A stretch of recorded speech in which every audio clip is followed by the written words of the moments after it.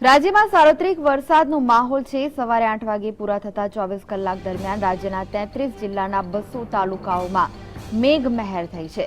રાજ્યમાં સૌથી વધુ વરસાદ કચ્છ જિલ્લાના માંડવી તાલુકામાં 139 મિલીમીટર નોંધાયો છે, જ્યારે કે ગાંધીધામમાં 50, લખપતમાં 39 મિલીમીટર વરસાદ નોંધાયો છે।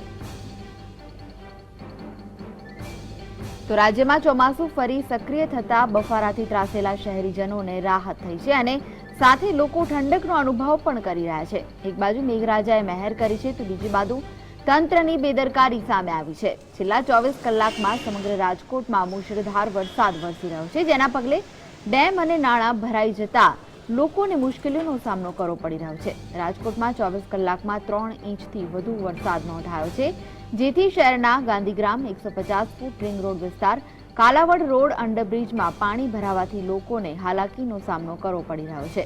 રાજકોટ ઉપરાંત ગોંડલ, સરદારગઢ, જેતપુર, નવાગામમાં પણ મેઘરાજા મન મૂકીને વરસ્યા છે। વરસાદ એક બાજુ હાશકારો થયો છે તો બીજી બાજુ ઠેર ઠેર પાણી ભરાઈ જતા લોકો ફરી તંત્રની ખરાબ પરિસ્થિતિનો ભોગ બન્યા છે।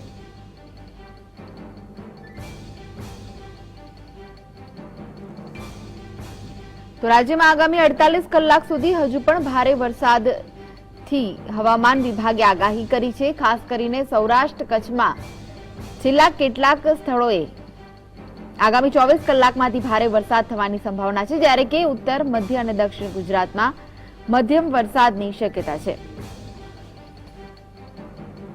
સૌરાષ્ટ્ર અને તેની આસપાસ છવાયેલું લો પ્રેશર વધુ મજબૂત બનીને વેલમાર્ક લો પ્રેશર સિસ્ટમમાં ફેરવાઈ રહ્યું છે, જેના કારણે સૌરાષ્ટ્ર કચ્છમાં અતિ ભારે વરસાદની સંભાવના વ્યક્ત થઈ છે।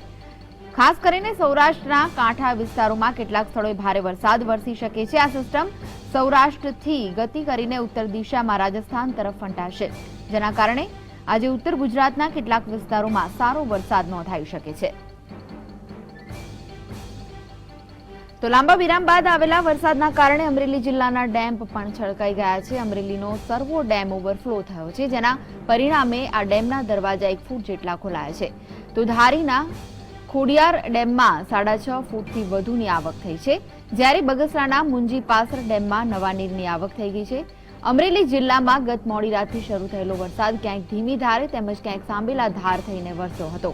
વરસાદે મુરઝાતા મોલાતને જીવતદાન મળી ગયું છે અને ખેડૂતો ખુશખુશાલ બન્યા છે। ખાસ કરીને બાબરા તાલુકાના ઘણા ગામડાઓમાં દુષ્કાળની ભીતિ હતી, ત્યાં પણ 2 ઇંચ જેટલો વરસાદ ધીમી ધારે વરસતા ખેડૂતોની ચિંતા દૂર થઈ ગઈ છે। તો સમગ્ર રાજ્યમાં મેહુલિયો વરસી રહ્યો છે, ત્યારે બોટાદમાં પણ 2 દિવસથી વરસાદે હેત વરસાવ્યું છે। બોટાદમાં આશરે 2 ઇંચ જેટલો વરસાદ નોંધાયો છે। લાંબા સમયના વિરામ બાદ આવેલા વરસાદને લઈને ખેડૂતોના ઉભા પાકને જીવતદાન મળવાથી ખેડૂતોમાં હર્ષની લાગણી જોવા મળી।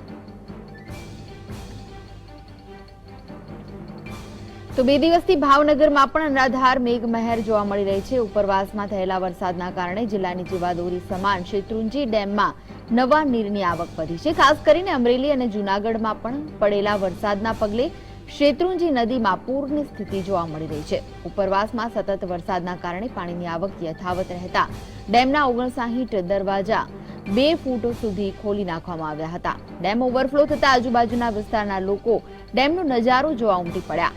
ડેમના દરવાજા ખોલવાથી ડેમના નીચાણવાળા વિસ્તારોના ગામડાઓને એલર્ટ કરી દેવામાં આવ્યા છે।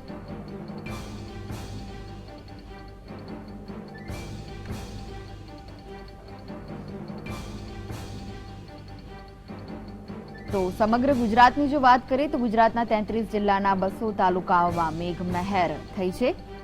કચ્છ જિલ્લાના માંડવી તાલુકામાં સૌથી વધારે 139 મિલીમીટર વરસાદ નોંધાયો છે। તો રાજકોટમાં 125 મિલીમીટર, ગોંડલમાં 116 મિલીમીટર, કાલાવડમાં 108 મિલીમીટર અને કલ્યાણપુરમાં 108 મિલીમીટર વરસાદ નોંધાયો છે, જ્યારે કે રાણાવાવમાં 101 મિલીમીટર વરસાદ નોંધાયો છે। 33 જિલ્લાના 200 તાલુકાઓમાં મેઘમહેર થઈ છે।